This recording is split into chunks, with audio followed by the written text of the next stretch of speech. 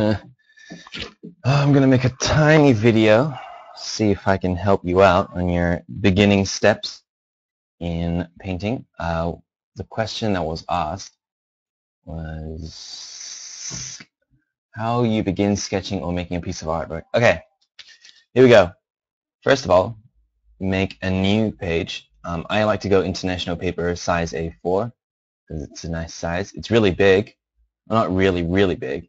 It's about standard for like professional slash high-end amateur stuff, I guess. But yeah, you want to do it that big just so because everything looks better when you squish it down. Trust me, everything looks better when you reduce the size. Alright, so another thing I like to do recently, see how there's two colors here? There's whatever color you choose on here, and there's the secondary color. The secondary color I keep to grayscale at 43 or somewhere in the mid-tones, because you know what they say about the white canvas, right? It's really daunting. So you want to fill it in as quickly as possible. So when you start a new thing, if it's got that lock symbol, it means that if you erase it, it'll come out as the second color. So whenever you start a painting, you can immediately just like block it in and just like, all right, now that's easier to use from. Also because white is the purest white, it's the extreme end of the spectrum of one of the extreme ends of the spectrum, which means that you can only get dark from there, which is not what you want because you want some variety. You want some tonal variation, which means that the only tonal variation is pretty much the grays and to blacks. It's too much. It's too much to handle. So you're gonna have to start from a mid gray, right, and make a new layer, whatever. So you can often just start with the typical drawing of a person, hella like that. No worries. You can start like that. You can also start by scanning in a drawing that you've done, whatever, or you can also start by blocking in. The thing with blocking in is that what you should do is instead of starting from black or anything, start from a slightly darker version than the background. So here right now it's 43. If I put in 31, see how it's darker? Not completely black, but it's dark enough that you can tell what it is and it looks like a solid thing. So you can refine that shit. I tend to not like to use the eraser tool because it takes too long, or it has too much of that perfection sort of thing. Like part of the reason why when you do a sketch and it's in on-lined paper and you don't give a shit about it, it turns out really good. But when you get like a new sketchbook and you're working on the first page, it turns out really shit because you're too careful. Because now you're too careful about what goes on the page and you kill the energy because of it. I'm saying this as like a, in my experience, it doesn't have to hold true. I'm not fighting against anyone. This is just what I've figured out about myself. So I don't know if it bleeds out into anyone else's well, but anyways, so once you get this block or solid, like, so yeah, so I like to think of it as carving away. So you do the color thingamajig and then you color pick outside of it and carve it away again. So yeah, once you get that done, put in a darker thing, do some line work or do some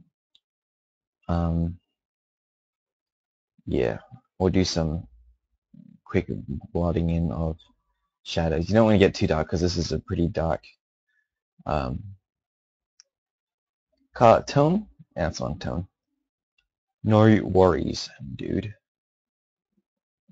Hello. Look at that buff guy. Anyways, so you'll start shading in, toning it in. So through this dark stuff, you can start building tone. So when you did the gray, you did the silhouette, right?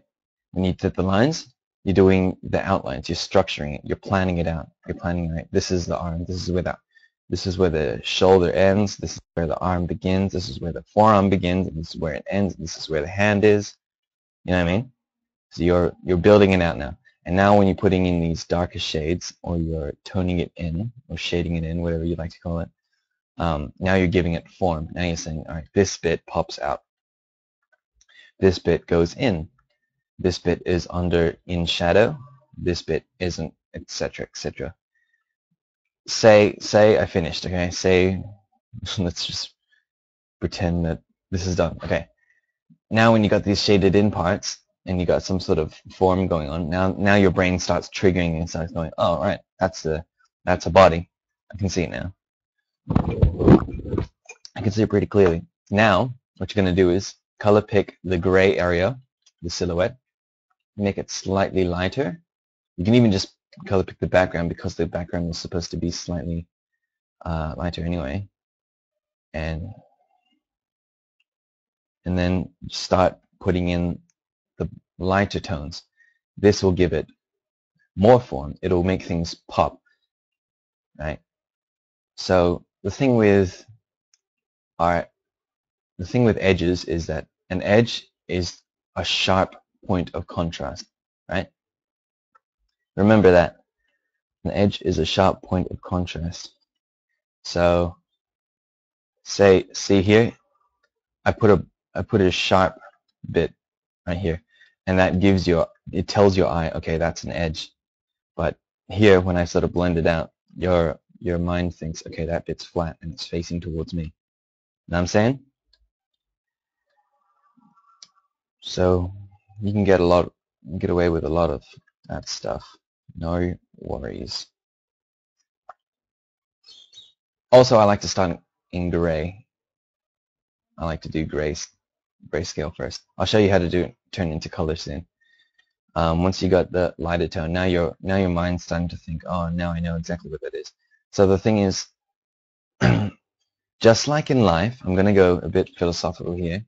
Just like in life, how your good days are defined by your bad days, and your bad days are defined by your good days, right? It's that balancing act. But just like there, your lights are given meaning because of the darks, and your darks are given meaning because of the lights. They give meaning. I mean, you can go ahead and do it without the lights, or you can go ahead and do just lights and no shadow, dark bits, but it's not as strong as when you have them both there, because they both give each other meaning. And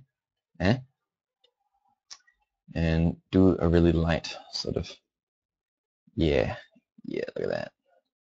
Nice. Sexy man, nice.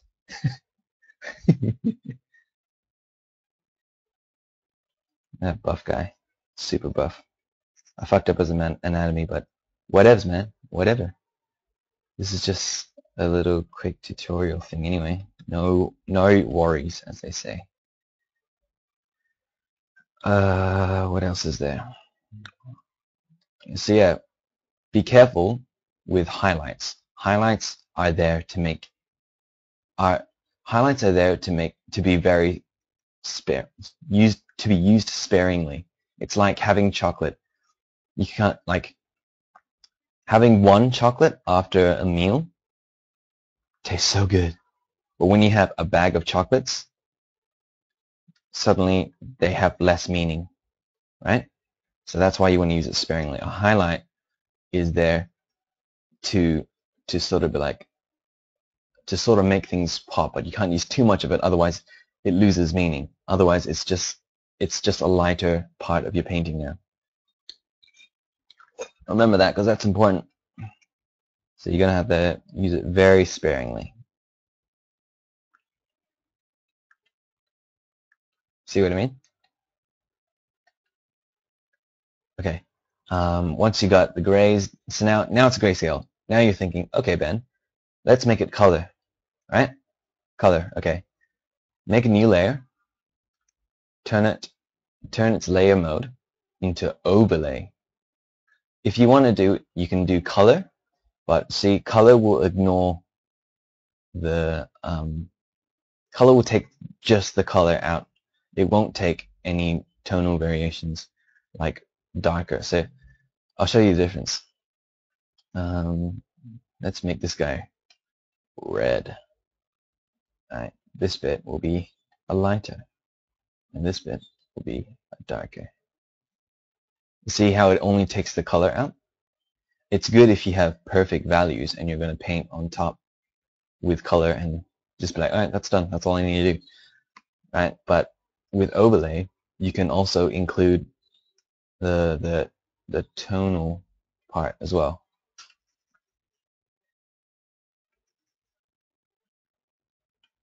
See? So you can actually fix your painting while you go. And that's why I like it so much, is because you can go fucking nuts. You can do whatever you want. Because it's all about, well, for me anyways, it's all about experimentation. See what works and see what doesn't. So, yeah. From here, it's harder to explain how you do things. From here, it's mostly just practice and seeing what works. See, look, you can't don't just do one color. Otherwise, he looks really muddy and gross. Do one base color, one underpainting, and then mix it up by shoving in random reds here and there, or whatever. Or just mix it up, bruh. Mix it up, and it gives more meaning. It's all about giving it meaning. So now that looks more fleshy, right? Nice. But yeah, that's pretty much how I do it. That's how I do grayscale to color. That's how I do the whole blocky thing. Most of the time, I don't like to do line art. Well, I do, but I don't. I like to sketch first. I'm really bad at coming up with form through just the tones alone and no lines at all. I kind of need lines, but you know, whatever. Doesn't put me at a disadvantage or anything. Don't ever think that one way is better than the other universally, because it's mostly always subjective. Do whatever you want as long as it looks good at the end. Good to you. It doesn't have to look good to everyone, by the way. Yeah, so, oops. Oh yeah, also once you've finished with the color, make a new layer on top of that and paint that in. Only use that overlay as a beginning part to coloring. The rest you got to do yourself, because otherwise it looks very obvious that you just did one layer of color and was just like, all right, that's it, I'm done. So you're gonna have to start painting on top. Yeah. This is where you put in a good movie and just watch it on the side, because this part now is pretty much the rendering side, and rendering is kind of time consuming, but it must be done. You can sort of shut your mind off when you do this part. Beginner questions, beginner myths. Yeah, beginner myths. Brushes are not to be, when it comes to brushes, don't ever think a brush makes an artist. A brush is a tool. And for a beginner, you don't want to be getting into the deep zone too quickly. You know what I mean? I don't want you to be going into painting and being like, this is the brush that professionals use. I'm going to use it and it's going to make my art better. Not really. The artists are good. The artists that you're thinking about are good no matter which brush they use. They just choose to use that brush because they like the way it looks. It's not a measure of their skill or anything. It's just what they prefer, they like, right? So so a lot of people recommend using the hard round brush, just because that's the most beginner brush to use. And yeah, I reckon you should use maybe the beginner brush as well, just when you're starting. It's easier to see sort of, it's harder to blend, and it doesn't have that texture to sort of distract anyone, but whatevs, bro. You don't want to get into things too deep. Like I remember when I was using nothing but giant texture brushes and whatnot, and like, I don't know, just like, I just want to get rid of the idea that a lot of beginners have, that the brush makes the artist, because it doesn't, right? You got to be good, just from your understanding. What other beginner myths?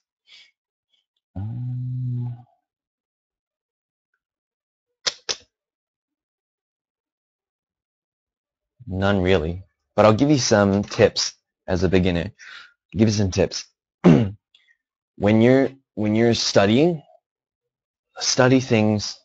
You can choose to study things that are necessary, improve your fundamentals, draw from still life, draw, I don't know, the cup right next to you, draw shitloads of faces, draw shitloads of bodies, anatomy studies, go to life drawing classes, do all that if you want. Those definitely help. I mean, they definitely help. But my tip is draw what you love and what you like. You know what I mean? Because when you draw what you like and what you love, drawing and studying is no longer studying. It's fun. And when it's fun, you don't realize that you're actually getting better, because when you're doing studies, you're going to constantly be like, am I getting better yet? Am I getting better yet? But when you're doing studies and when you're doing drawing stuff you love, then it's just fun and you're just doing shit just because you want to. And now, see, the genius is now you're studying, but you're not working. You know what I mean? You're studying, but you're not getting the whole, I'm working, hurry up, like, I want to get better now sort of vibe, you know what I mean? You get rid of that. So draw what you love, because then it doesn't matter if you have to do a lot of it, because you want to do a lot of it anyway. I got better at drawing faces because I drew women's faces a lot, because, come on, I love women. And pretty people and pretty things. So I just drew a lot of that just because I wanted to as well. Don't be afraid to express yourself. Art was my sort of way of expressing myself. So I started when I was in high school, and I had like I got down. I felt down a couple of times, and whenever I felt down, I just drew what I felt. I listened to music that made me feel, that intensified that emotion, and I drew it. And I would use faces, I would use hands to symbolize whatever I'm talking about. On one, it got me better at drawing faces and hands, and two, art became integral to my life, because that was the way that I was sort of communicating. You know what I mean? I don't want to get too deep on you and make you think that I'm like, he's one of those artists sort of thing. But just, don't be afraid to use it as a way of expressing yourself. And like, I know you're gonna if you're beginning especially, you're gonna do your paintings and you're gonna think, this is shit, I suck at painting, I don't want to do this anymore, I'm too terrible at it. But like, also, that feeling's not gonna go away, by the way. It's gonna stay with you. Like, even now, I'm just like, I'm not as good as this artist that I love. What was I gonna say? Fuck me. What was I going to say about it? Ah, shit. No, no, please come back, thought. But yeah, like Jake the dog said from Adventure Time, and I'm paraphrasing, being shitty at something is the first step in being good at something. He didn't say shitty. I'm paraphrasing. But like, I know it's going to suck. I know you're going to hate yourself. And you know you're going to hate your art at some points. We all do. But like, it doesn't matter. You know what I mean? Like, you're gonna suck, of course, and you're gonna hate that you suck. But the fact that you suck at the beginning is going to make it even better when you kick ass at the end. You know what I mean? You're going to be like, it's going to give it meaning. I've been saying that a lot in this live stream, but the opposites give each other meaning. So you're going to suck at your stuff and you're going to be like, this sucks, bleh, bleh, bleh, bleh, bleh. But it'll give things meaning later. And like, it's something you're going to have to work through. But if you're if you love doing it anyway, you're going to keep on doing it regardless of whether or not it sucks. And you know, if you're making art that you want to make, not that you know, if you're doing work that you don't want to make because you think it'll make, I don't know what I'm saying, but like, what I'm just trying to say is embrace positivity, as in do what you want to do, because when you want to do it, you'll get better at doing it, but you won't realize that you're working. You know what I mean? You know what I'm saying? Like I drew a lot of women, or back when I was a kid, I used to trace a lot of pictures of Pokemon because it's like, fuck yeah, Pokemon is kick ass. And you know, just do the things that you want to, man. No worries. What other tips have I got? Yeah, just do what you want. Do what you want and do it. Make it something that you love, I guess. And like, yeah. Yeah, send me any questions or anything if you're having any trouble. Yeah, talk to me about it, man. Don't worry. Anyways, I think that's all for now. Give me any questions, send me notes or anything if anything's still sort of bothering you, yeah? Because this is completely improvised. So I didn't write anything down, and I'm probably missing out on a lot of stuff I want to say. So catch you later, I suppose. Bye.